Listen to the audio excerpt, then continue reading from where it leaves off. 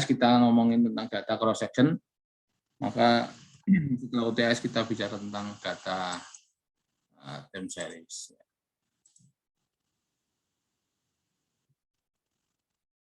Nah, data time series itu apa? Saya kira kalian masih ingat ya. Jadi ini lawannya data cross section ya. Kalau data cross section itu kan data yang diukur pada satu waktu tertentu gitu ya.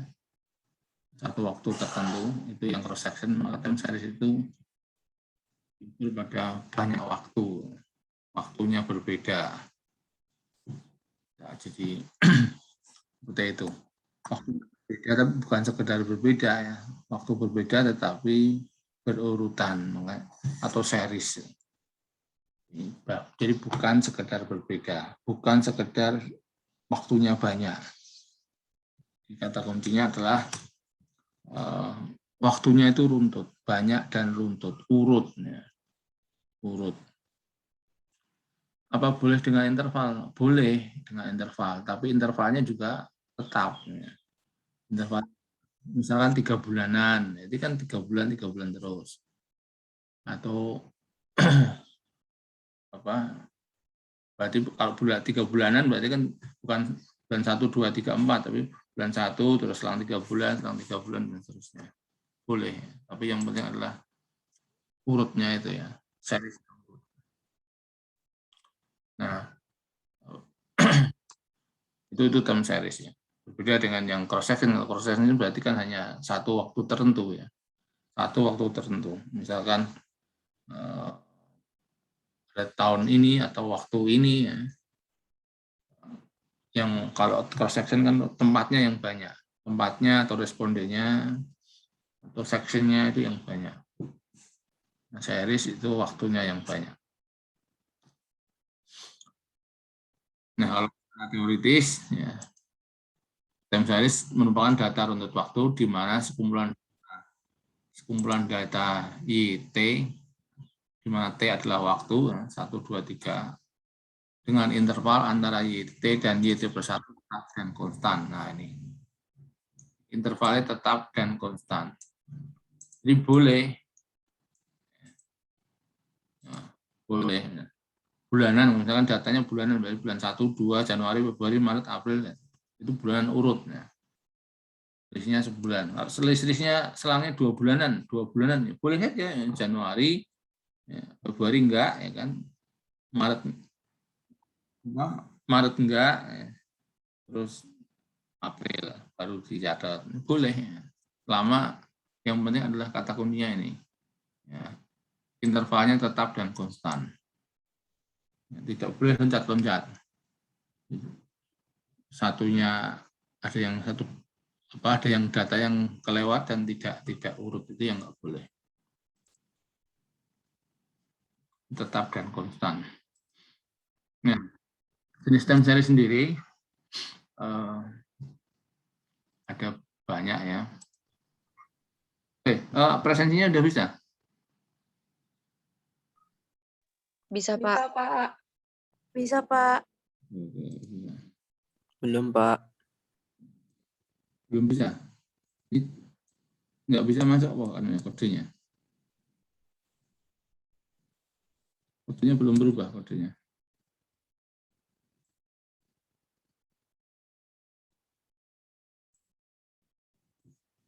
Nah, time series sendiri itu ada dua secara umum ya, single sama pole atau panel.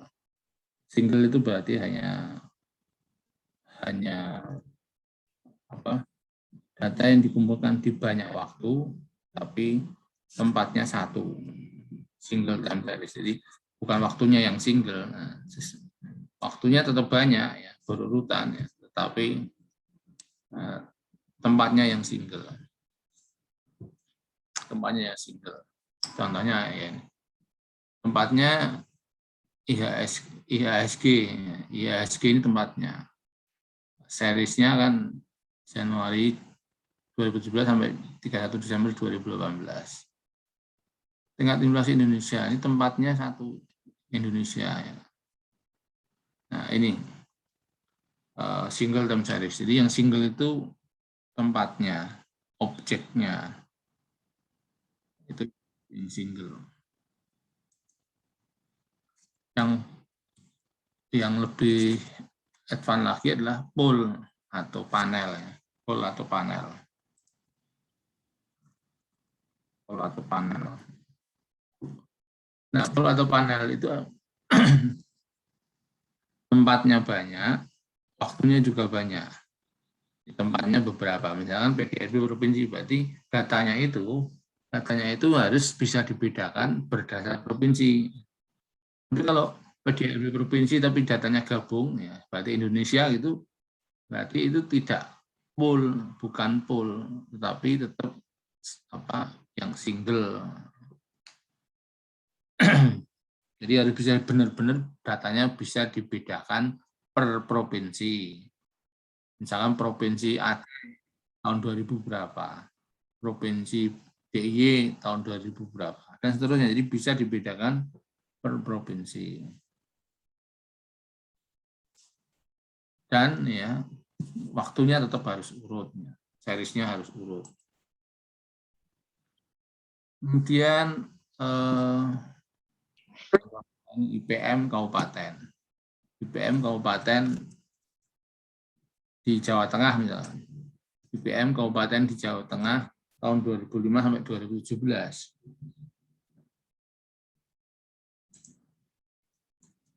Terus Jateng. Berarti datanya IPM, Indeks Pembangunan Manusia tadi, harus bisa dibedakan. Benar-benar bisa dilihat datanya per kabupaten. Misalkan Kabupaten Kudus tahun 2005 berapa, Kabupaten Pati tahun 2005 berapa, Kabupaten Tegal tahun 2005 berapa, Kabupaten Banyumas tahun 2017 berapa, dan seterusnya. Jadi memang benar-benar bisa dilihat satu-satu per kabupaten. Ya, kadang-kadang ada data yang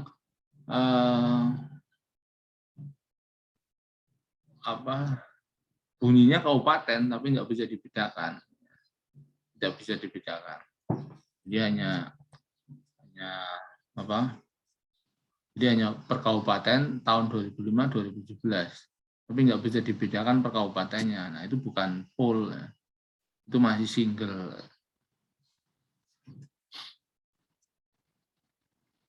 Oke. Oke, sampai sini dulu. Ada yang mau ditanyakan? Belum ada ya? Belum, Pak.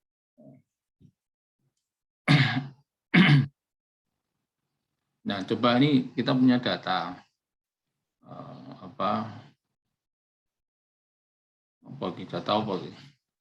ekspor impor ya, data ekspor impor. Data ekspor impor dari tahun ekspor impor Indonesia ya tahun 2015 sampai 2020. Nah, kalau kita lihat ini single atau panel. Nah, kalau kita lihat ini kan hanya tidak bisa dibedakan dengan provinsi atau apa. Ini hanya ngomong Indonesia, berarti hanya satu tempatnya. Jadi ini single. Ini single time series data ekspor dan impor.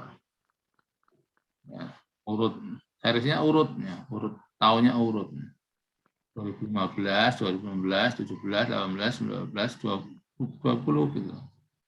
Ini intervalnya tetap. Jadi nggak boleh misalkan analisis time series itu ada interval yang tidak tetap. Misalkan ini 2015, 2016, kemudian 2018. Nah, kemudian 2019, 2020. Nggak boleh. Ya.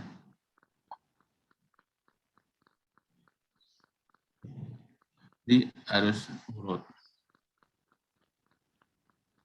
Nah, kalau ada kejadian seperti itu bagaimana? Ya, cari yang bisa urut mana. Ya, mending mulainya dari 2018. Kalau kejadian seperti itu, jangan memaksakan. Ya.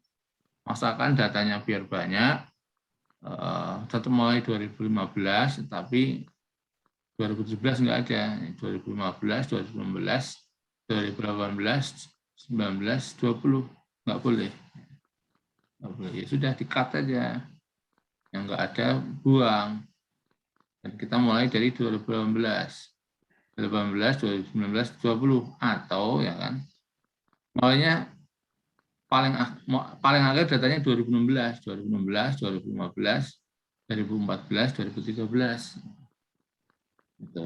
Jadi lihat, tergantung nanti kebutuhannya seperti apa. Ya.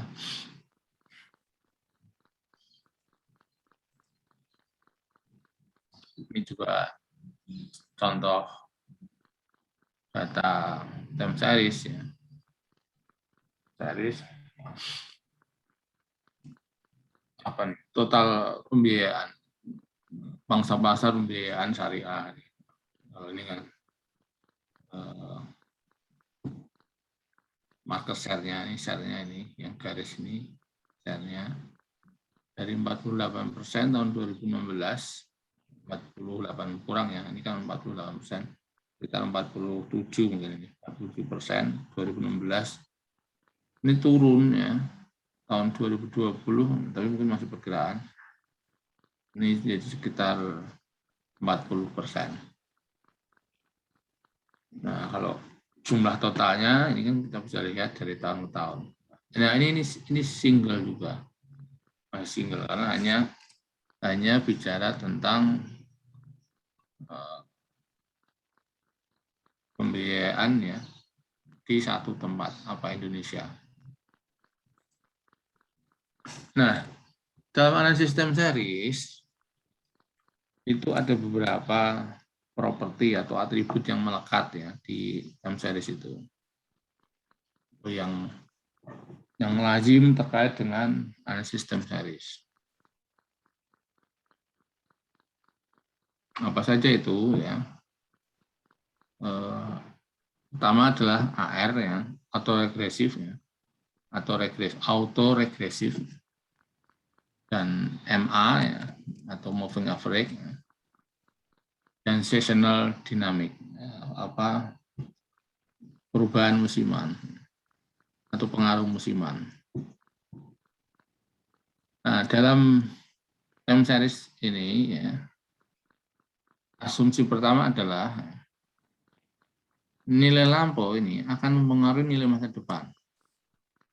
Karena runtut waktu, karena time series tadi, apa yang terjadi tahun 2020 pasti disebabkan atau dipengaruhi oleh data sebelumnya, 2019 atau 2018 atau sebelumnya. Jadi nilai lampau ini akan mempengaruhi nilai di masa depan. Jadi nilai itu sendiri ya, nilai itu sendiri yang akan mempengaruhi nilai di masa depan. Berbeda dengan kemarin regresi OLS. Dalam regresi OLS itu salah satu asumsinya itu malah tidak boleh terjadi autokorelasi. Tidak boleh terjadi autokorelasi.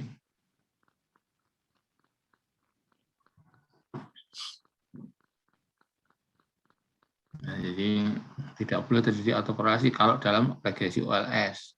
Artinya apa? Z-nya itu, dependent variabelnya, itu tidak boleh atau dipengaruhi oleh variabel itu sendiri di masa lampau.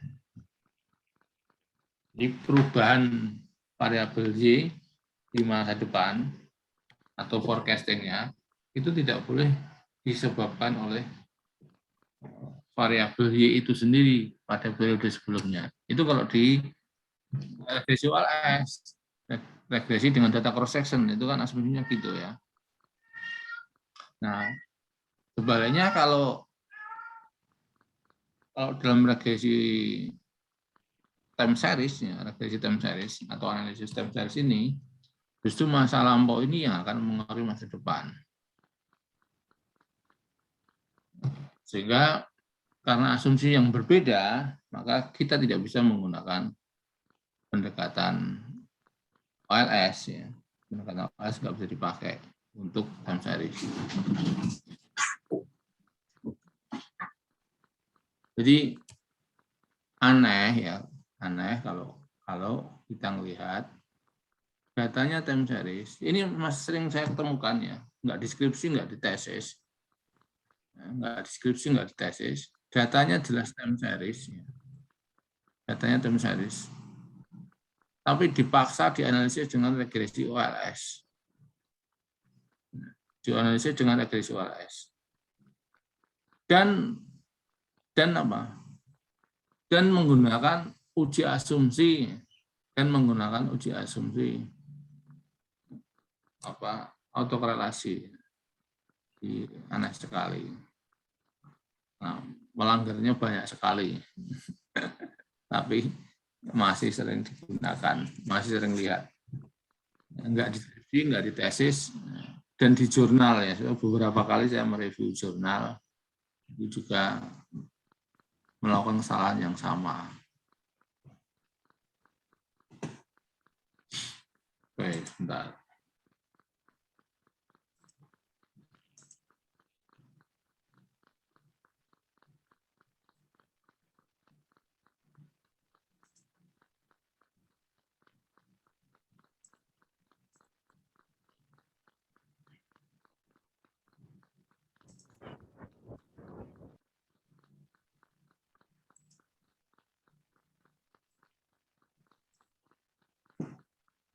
Itu poin yang harus diingat. Jadi ketika kalian menemukan data, misalkan nanti deskripsi, datanya time series, ya jangan menggunakan regresi OLS. Gunakan analisis yang lain. Nah, itu problem pertama kalau pakai OLS. Problem kedua apa? Estimasi dengan OLS itu sensitif terhadap outlier. Outlier itu apa? Outlier itu kan data yang ekstrim. Ya. Data yang ekstrim, data yang berbeda dengan rangkaian data yang lain. Nah, waktu kita kan menguji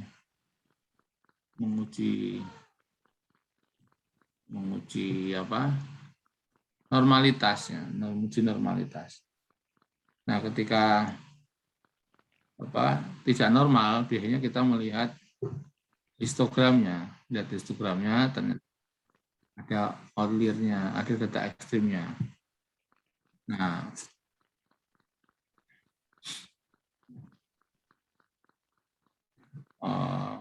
outlier atau data ekstrim ini yang akan menyebabkan masalah pada analisis kalau menggunakan time series. Ya.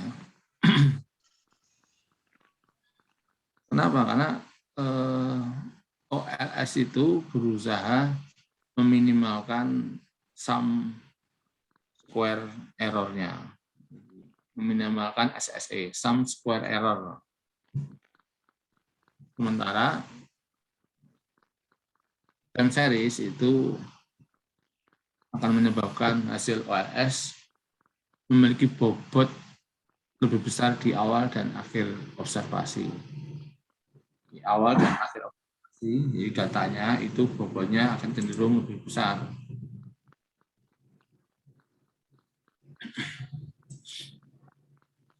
Di awal dan akhir observasi. Kemudian regresi OLS itu merupakan regresi yang deterministik. Sementara time series itu adalah model yang stokastik, yang variannya meningkat sejalan dengan waktu. Nah, biasanya varian yang meningkat itu datanya akan membesar. Datanya akan besar di akhir waktu, di observasi. Biasanya begitu kalau kita lihat model-model time series.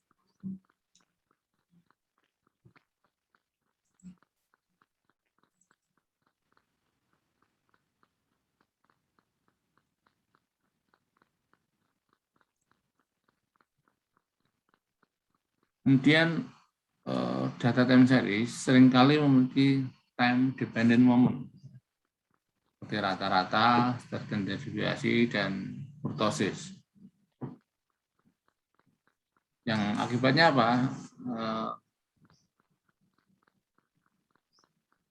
Rata-rata standar deviasi juga akan meningkat. Jadi artinya apa? Jadi memang tadi variannya meningkat, datanya membesar. Time series cenderung datanya di akhir periode itu akan besar dibanding data di awal periode. Sehingga ketika data membesar, maka rata-ratanya besar, makin besar di akhir periode. Standar deviasi juga akan cenderung lebih besar di akhir periode. Nah, problem ini juga sering disebut dengan ketidakstasioneran. Ketidakstasioneran itu apa? Stasioner itu adalah apa? Tetap ya. Stasioner itu tetap. Kalau kita ngegas motor, lagi manasin motor, biasanya kan stasioner. Posisinya stasioner aja, tetap nggak di-blare. Tetap nggak itu ngong, itu namanya tidak stasioner. Stasioner itu tetap, jadi cenderung langsam. Stasioner, kalau ibaratnya di bidang lain. Nah, demikian juga dengan data yang stasioner. Data stasioner data yang cenderung rata, datar, tidak mengalami guncangan. Nah, itu stasioner.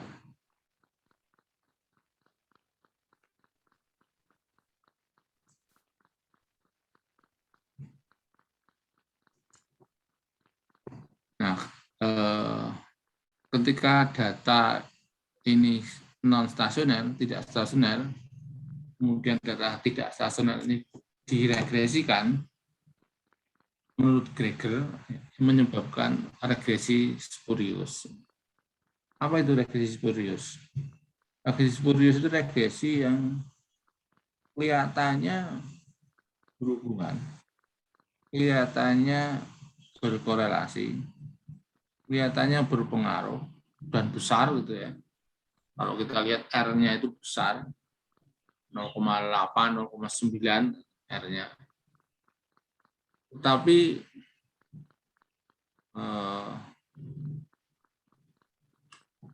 Tetapi uji F-nya tidak signifikan. Uji F-nya tidak signifikan.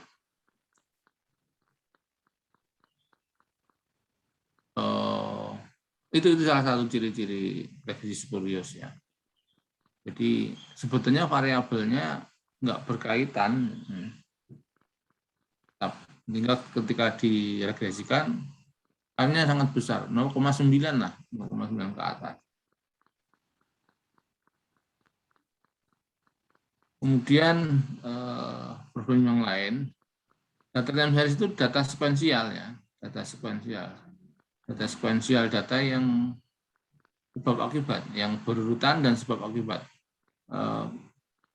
Data tahun 2020 gitu, biasanya diambilkan oleh data tahun 2021, diambilkan oleh tahun 2019. 2019 dipengaruhi disebut oleh tahun 2019 dan seterusnya.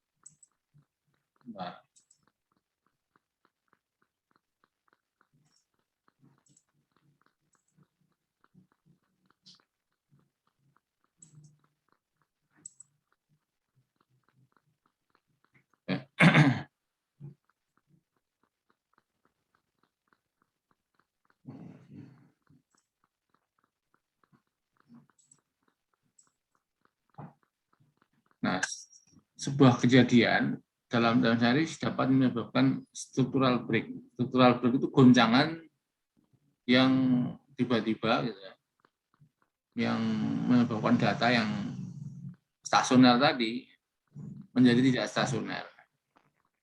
Itu struktural break. Ini contoh struktural break ya. Kalau kita lihat data, nah ini contoh struktural break. Ini data awalnya cenderung mau naik, ini cenderung mau naik sana. Tiba-tiba ada gonjangan di tahun 74 bulan 1 ini. Ada gonjangan. Enggak ini turun. Ini struktural break. Kalau kita lihat ini juga contoh di Indonesia, ini struktural break punya. Nah ini. Ini total HVC halal value chain ya. HVC itu halal value chain. Ini tahun kawannya ini tahun 2020. Tahun 2020 kalau kita bandingkan dengan 2019 ini struktural break ini ya. Yang awalnya ini kan naik ya, atau katakan saya tetap, ini cenderung tiba-tiba down, minus ya. Pada industri wisata misalkan, ini tiba-tiba anjlok. Fashion juga anjlok, jadi minus yang 2000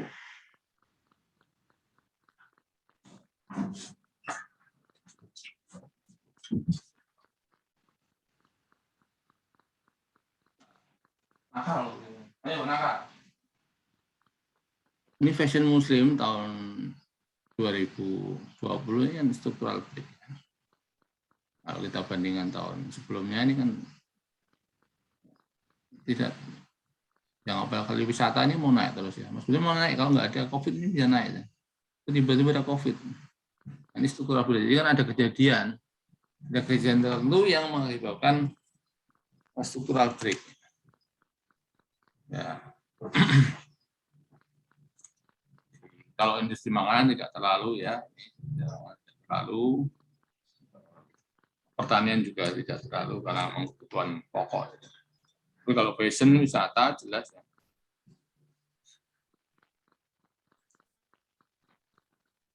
Nah, ini juga struktural break. Jadi struktural break tidak selalu turun ke bawah ya. Bisa juga struktural break dari datar ini naik tiba-tiba. Pernah juga misalnya karena ada isu apa, kemudian harga emas tiba-tiba naik luar biasa. Naik luar biasa. Itu struktural break. Jadi tidak selalu struktural break itu turun. Datanya turun, tidak. Struktural break itu adalah kondisi di mana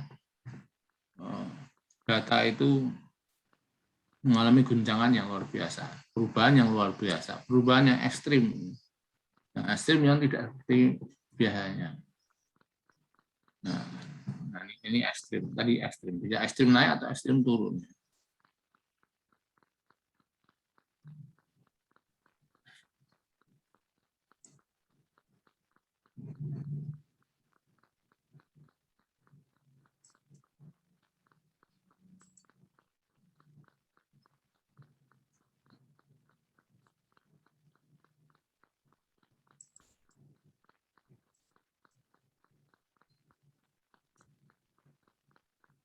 Banyak time series memiliki hubungan yang bersifat equilibrium sepanjang waktu atau kointegrasi ya.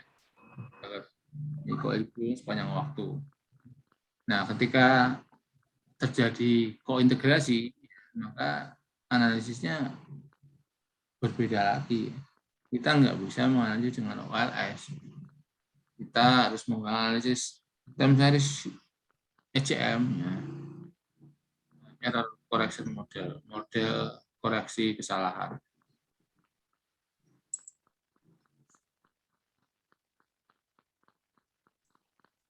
Model koreksi kesalahan. Nah, kemudian ketika problemnya yang lain adalah ada hubungan yang bersifat endogen, ya, maka pendekatannya berbeda, yaitu menggunakan pendekatan VAR, ya. Vektor autoregresif. Dan masih banyak pendekatan lain, ARDL, ya, dan sebagainya. efek independen variabel terhadap dependent variabel itu bervariasi sepanjang waktu, sehingga kita harus melakukan estimasi dengan time varying parameter model. Di analisis yang berbeda lagi, ya, kita efek dependen itu terhadap dependen itu berbeda-beda.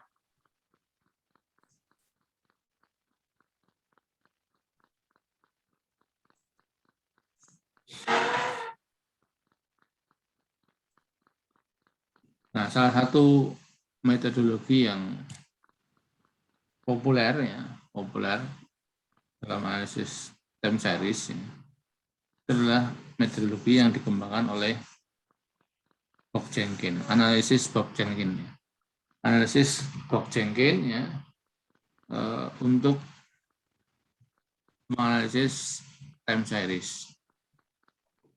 Nah, atau mereka, ya, Bob-Jenkins ini menyebutnya sebagai ARIMA.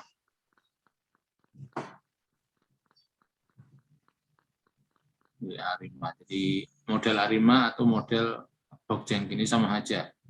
Jadi kadang-kadang disebut dengan Bob-Jenkins kalau ini mengacu ke orangnya, atau ARIMA kalau mengacu kepada model analisisnya.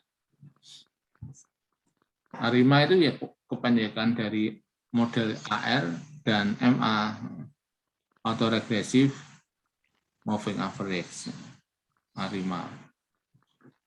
Nah, model ARIMA ini mengestimasi berdasar ACF dan PACF, autocorrelation function dan partial autocorrelation function, untuk menentukan datanya ini stasioner atau tidak.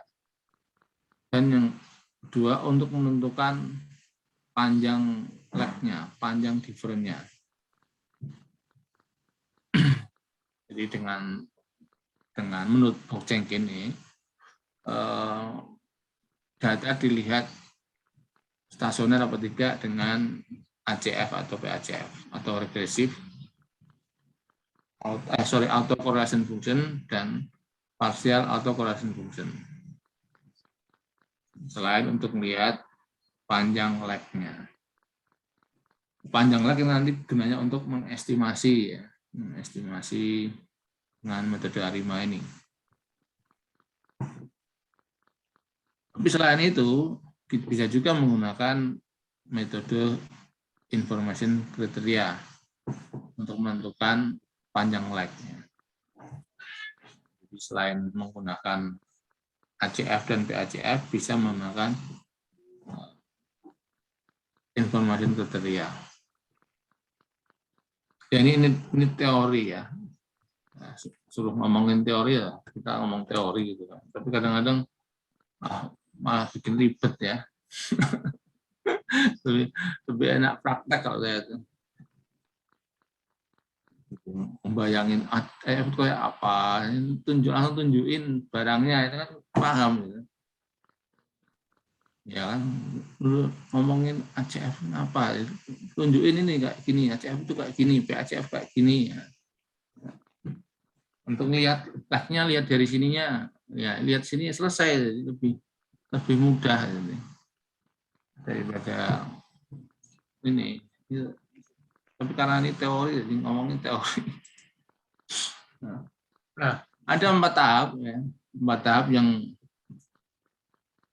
yang lazim pada pendekatan Bob-Jenkins metodologinya. Pertama identifikasi, kemudian estimasi, diagnostik, dan forecasting.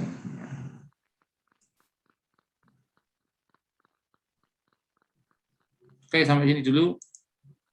Ada yang mau ditanyakan?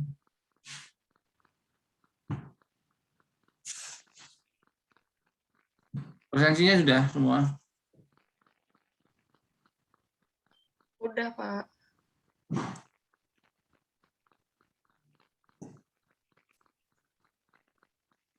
Sudah semua ya presensinya? Udah, saya tutup. Pak, saya belum presensi. Kan ya? Ya ini kalau membayangkan ini di analisis di EView, ini hasil EView ya. EView parallelogram ACF atau correlation function ya, dan ini PACF partial atau correlation function. Ini ACF ini dari sini ACF. Dari sini PACF. Kalau saya bukain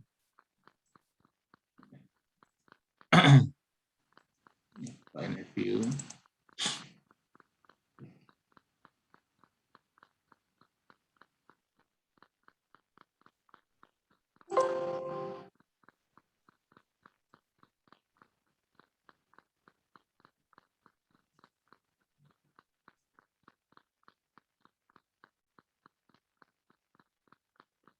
Nah, ini data.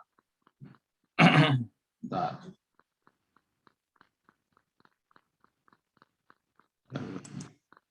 Baru jelas. Saya screen kemana?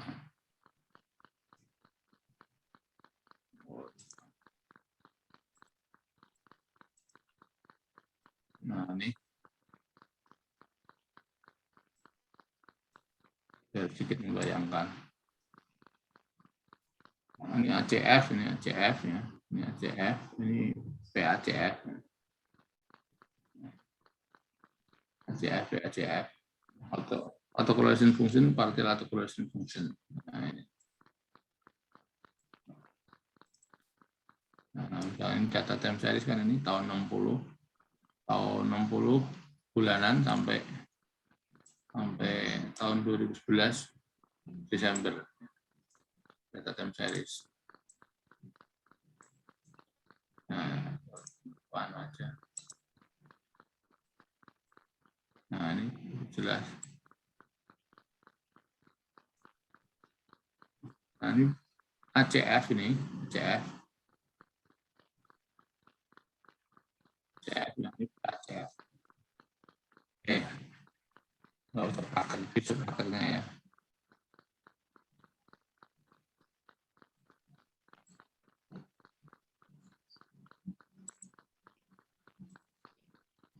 Kemudian setelah tahap pertama selesai,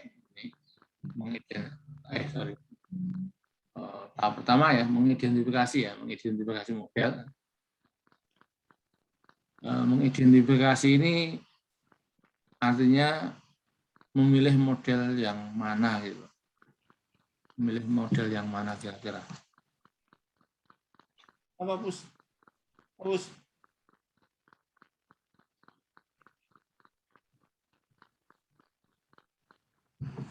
Nah, mengidentifikasi model ini apa ya? Kayak bukan matematis. Kayak bukan matematis. Jadi lebih ke seni. Lebih ke seni. Jadi menentukan arimanya pakai apa, model arimanya yang mana itu yang identifikasi model itu. Nah, sebelum ke sana, yang dilakukan adalah menentukan stasionaritas dulu. Di stasionaritas ini seperti asumsi, gitu, uji asumsi. Ya, kalau di regresi itu uji asumsinya normalitas, itu. Maka di analisis time series asumsinya adalah stasionaritas. Jadi itu yang pertama. Sehingga yang pertama dilakukan adalah menguji stasionaritasnya dulu. Apakah stasioner atau tidak. Nah, uji stasionaritas itu bisa pakai parallelogram atau yang lain. Parallelogram tadi, contoh parallelogram tadi yang saya tunjukkan tadi itu parallelogram. Dengan lihat PACF-nya, ya. ACF atau PACF-nya. Nah, biasanya kalau tidak stasioner pada data level itu data aslinya, data raw-nya, data mentahnya. Ketika tidak stasioner maka didiferensiasi buat different atau lag ya. Lag itu first different itu apa? First different atau lag itu adalah data berbeda satu periode. First different. First different berarti berbeda satu periode. Second different itu adalah second different berarti different dari different pertama. Yes. Itu aja kalau kelas praktek lah lebih enak. Nah itu kalau tidak sederhana itu dibuat different atau dibuat lag. Istilah sama. Jadi kalau jangan ketemu istilah lag atau different itu sama ya. Data different atau data yang lag itu sama saja. Nah, ketika sudah stasioner, maka tahap selanjutnya masih di model identifikasi. Menentukan arimanya. Arima itu kan modelnya PDG ya. Menentukan PDG-nya. P itu AR, D-nya different, I-nya M, Q itu MA-nya. Jadi P itu AR-nya, D itu different-nya, D itu MA-nya. Nah, jadi kita milih mau di data ini mau dibuat AR berapa atau regresif berapa, different-nya berapa,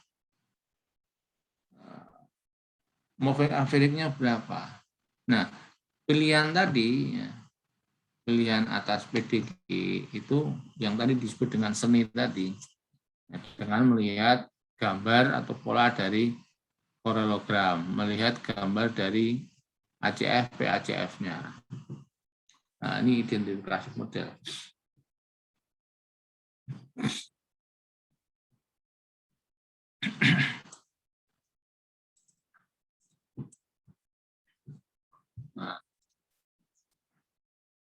Nah, untuk menentukan lag yang sesuai atau different yang sesuai untuk AR-nya atau regresinya pakai PACF, partial auto correlation function, partial auto correlation function. Di mana jumlah titik bukan nol dari PACF ditentukan di mana lag AR perlu dimasukkan. Titik bukan nol itu berarti yang lewat. Titik bukan nol. Jadi ada garis-garis tadi, garis datar itu berarti batasnya itu nolnya. Nah ini yang lewat, bukan nol yang lewat. Bukan nol yang lewat. Lewat ke kanan positif atau lewat ke kiri negatif. Jadi sehingga kita bisa milih nanti AR-nya berapa berdasar PACF. Sementara untuk MA-nya menggunakan ACF, auto correlation function. Sama aja, jadi prinsipnya cari di mana ada yang melebihi nolnya, jadi melebihi nolnya, melebihi kanan atau ke kirinya. Nah, kadang-kadang perlu juga memasukkan variabel dummy seasonal dinamik ya, jika ada efek musiman.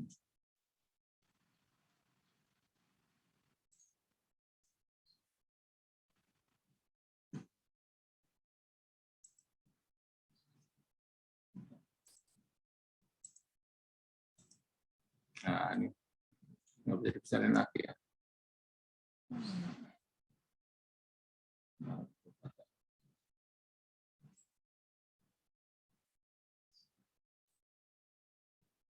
ini.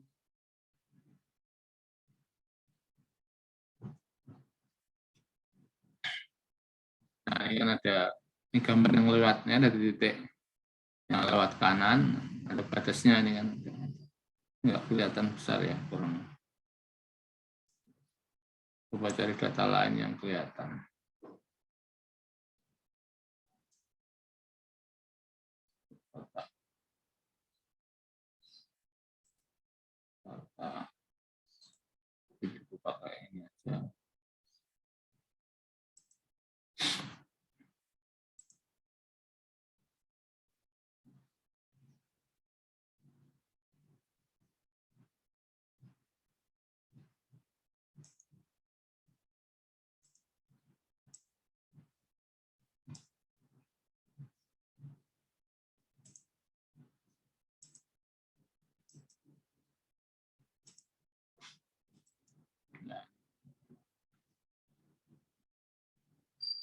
Ini kan, nah ini kan ada batas mana yang tidak kelihatan gitu. Nah ini kan ada garis ini ada garis kiri kanan ini tengahnya ini nolnya, ini lewat ada garis kiri kanan ini, ada garis kiri kanan, ini garisnya ketutupan. Nah intinya kan ini melebihi. Nah ini yang digunakan untuk mencari AR dan MA-nya yang melebihi dari garis ini belah kiri belah kanan. Nah contohnya ini paling kalau kita lihat ini angka 3 ini di 3 ini 1 ini semuanya lebih ya, PACA PCA apa PACF ya, partial correlation function PACF PA dan ACF atau correlation fungsinya ini yang lebih di angka apa melebihi dari ini baris batas kiri kanan ya. Ini satu semua 1 juga. Jadi nanti cuma nyoba-nyoba aja ini yang paling bagus di mana gitu. Makanya dibilang seperti seni gitu ya. Jadi lihat gambar kemudian memperkirakan ini yang kira-kira mana nih nah, seperti itu.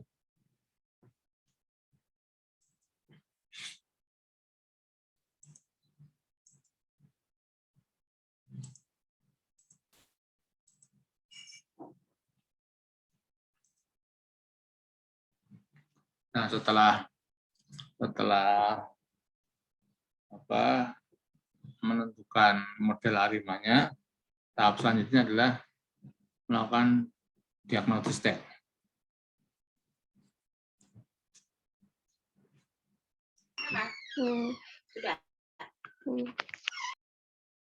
Dengan apa melakukan uji diagnostik. Apa yang diuji? Autokorelasi. Nah, jika ada autokorelasi, ya, maka balik lagi ke tahap identifikasi yang ini. Berarti diperbaiki lagi modelnya.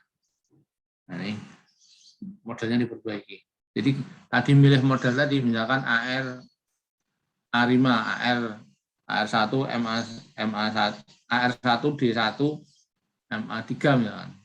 Nah, kemudian diuji diagnosis ternyata ada autokorelasi, maka dirubah lagi dengan menambah lag. Tadinya D-nya 1 menjadi D2 dan seterusnya. Jadi bisa beberapa kali tahap ini. Dari tahap identifikasi ke diagnostik itu bisa beberapa kali. Nah, sehingga memang banyak juga kritikan terhadap model Hoek-Jenkins ini ya. Karena juga sering gagal mengidentifikasi. Kadang-kadang informasi yang diberikan itu hanya yang informasi yang kecil. Yang kecil.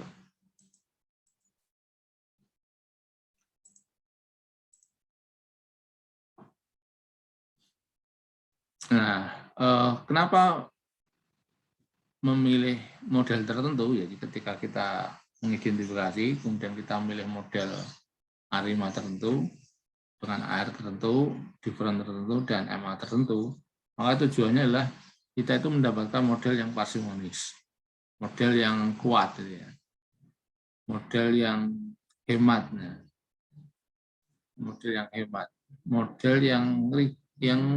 maksudnya apa? Ya kalau bisa itu moving average-nya kecil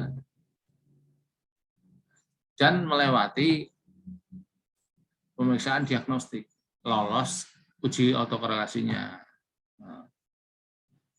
Sehingga kalau bisa itu lag itu jangan terlalu banyak. Kalau bisa itu lag cukup 1 atau lag 2 gitu paling banyak. Jangan sampai lag 3 atau 4 dan seterusnya. Jadi sebisa mungkin kalaupun dengan different itu ya cuman 1 atau 2.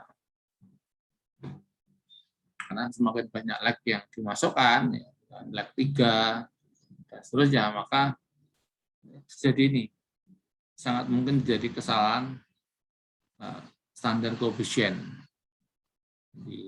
Koefisiennya keliru.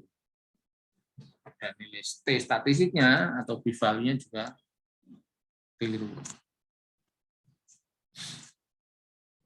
Kemudian model yang menggabungkan sejauh besar kelambatan, perlambatan, cenderung tidak dapat diramalkan dengan baik. Karena adanya apa? Karena adanya gangguan atau adanya error dalam data.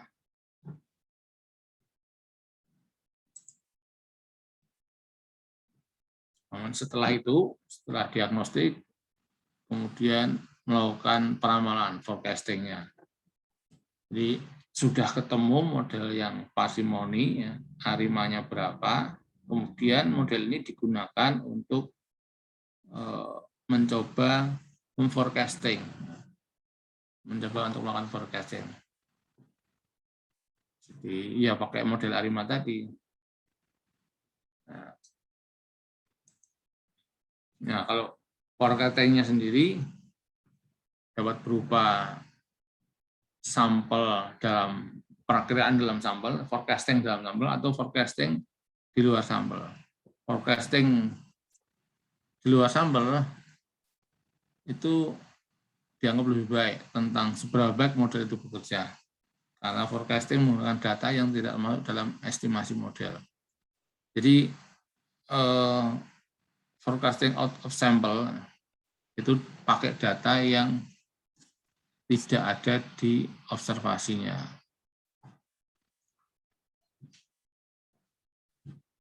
Nah, kita perlu meninggalkan beberapa data observasi di akhir sampel kita. Jadi itu kalau yang out of sample. Nah, biasanya forecasting kan hanya data aslinya, raw datanya, kemudian data forecastingnya. Yang menggunakan model ini di forecasting data berdasarkan data yang asli. Nah, kalau yang out of sample ya, biasanya di akhir ya. Jadi misalkan datanya observasinya sampai tahun 2020 gitu, maka yang out of sample nanti mencoba mengestimasi yang 2000 sampai 2023 seperti itu. Karena yang 2000 datanya kan cuma sampai 2020.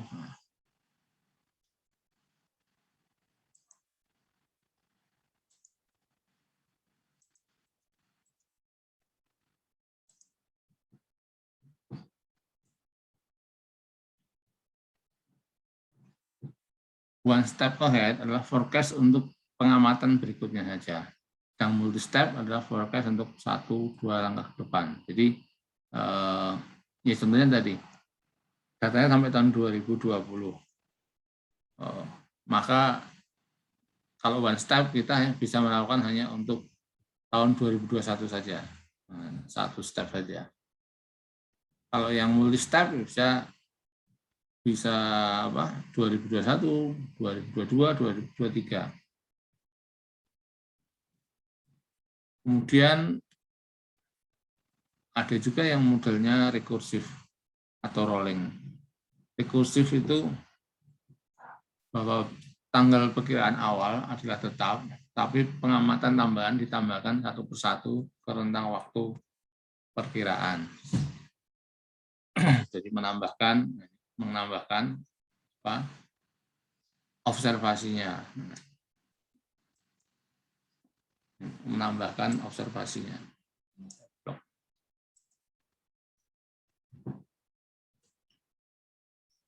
Itu yang rekursif. Jadi menambah data observasinya. Sementara rolling window, periode waktu estimasi dilakukan, tapi tanggal mulai dan berakhir berturut-turut meningkat sebesar 1. Jadi ditambahkan tanggal dan waktu berakhirnya di awalnya. Ada apa di mana ya contohnya itu? Periode waktu estimasi ditetapkan, tetapi tanggal mulai dan akhirnya meningkat sebesar 1. Contohnya gimana ya? Ntar tak carikan aja lah. Usul. Jarang dipakai, jadi saya jarang ketemu yang model rolling. Jadi rolling rekursif ini juga sangat jarang. Yang sering dilakukan yang one step atau multi step gitu ya. Yang kita familiar karena banyak dipakai lah yang rekursif atau rolling memang sangat jarang. Saya belum pernah ketemu lah. Kemudian kita harus mengukur akurasi dari forecasting tadi. Jadi tujuannya apa ya? Untuk menentukan seberapa akurat modelnya, seberapa akurat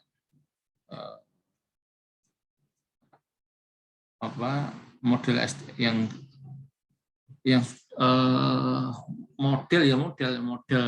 model regresi, model ARIMA yang sudah kita buat tadi. Karena percuma juga kalau kita sudah buat model ARIMA tetapi tingkat keakuratannya rendah. Nah, metode paling sederhana adalah dengan memplot ramalan terhadap nilai aktual. Jadi membuat grafik ya, yang membandingkan antara nilai aslinya, datanya, raw-nya dengan forecasting-nya. Nah, ini yang paling banyak digunakan ini. Kalau dirasa forecasting tadi, yang data ramalan tadi tidak banyak berubah dari aktualnya, maka dianggap model kita itu akurat. Nah, kalau terlalu jauh dari aktual, maka dianggap model kita kurang bagus.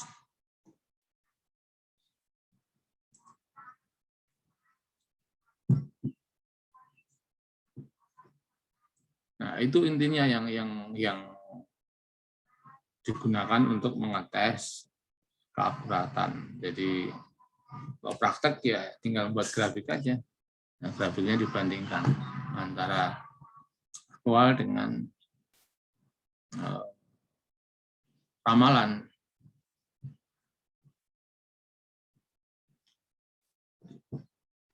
Nah, tujuannya apa ya? Untuk melihat ini selisihnya. Selisih antara nilai forecasting pada waktu T dan nilai aktual pada waktu T. Nah, semakin dekat atau semakin dekat atau semakin mepet garisnya itu kalau lihat grafiknya, maka semakin baik ramalannya. Modelnya semakin bagus. Jadi kalau grafik antara model aktual dan model forecasting itu berdekatan atau berimpit, maka modelnya itu bagus. Kalau grafiknya itu antara aktual dengan forecasting itu jauh, ada selisih, tidak berimpit, maka dianggap kurang akurat. Ada juga beberapa alat statistik yang bisa digunakan untuk mengukur akurasi ini. Ya. Tapi jarang dipakai. Terus terang jarang dipakai. Biasanya yang lazim itu ya hanya lihat grafik yang banyak dipakai. Ya untuk melihat kalau statistik bisa melihat mean square error ya atau yang lain. Nah ini misalkan data forecast-nya, data aktualnya ini ya, data aktualnya ini 0,15, 0,2, 0,10, kemudian kita masukkan modelnya, kemudian hasil forecast-nya ini, maka kalau melihat akurasinya menggunakan MSE adalah ini square error ini dikurangi ya kan 0,15 dikurangi 1, kemudian dikuadratkan. Nah, kemudian dikuadratkan. Kemudian ini masukkan ke sini. Masukkan ke sini, hasilnya ini MSE ini. Nah, semakin kecil MSE, jadi misalkan kita punya 2 model, ini model pertama, model kedua dibandingkan MSE-nya antara model 1 dengan model kedua. Kalau model 1 MSE-nya lebih kecil dibanding model kedua, maka model 1 ini lebih bagus. Jadi nyari yang mean square error-nya paling kecil. Dianggap yang paling bagus. Nah, ini beberapa alat yang lain ya yang digunakan untuk uji akurasi. Ada mean absolute error. Kalau tadi mean square error berarti dikuadratkan.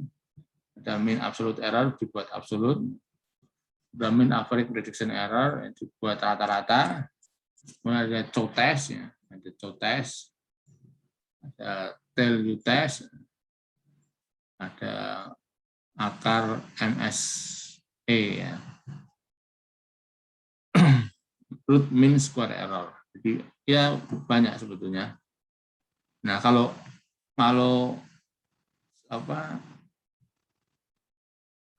di antara ini yang banyak dipakai malah di antara ya ini aja MSE ini udah lumayan statistik. Mean square error udah lumayan, udah lebih bagus dibanding hanya sekedar membandingkan grafik aktual dengan grafik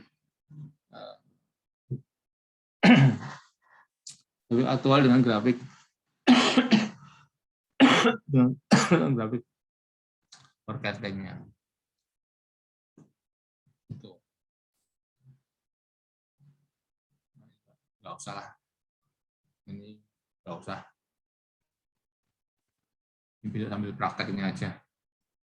Oke, saya kira itu saja tentang ARIMA. Secara teoritis, ARIMA ini dikembangkan oleh Bob Jenkins, sehingga ketika dengar kata Bob Jenkins ya model ARIMA sama saja ya, nggak usah bingung. Nah, model ARIMA itu ada beberapa pendekatan yang sedikit berbeda dengan OLS-nya karena asumsinya juga berbeda. Nah, itu ya. Ada yang mau ditanyakan, silakan.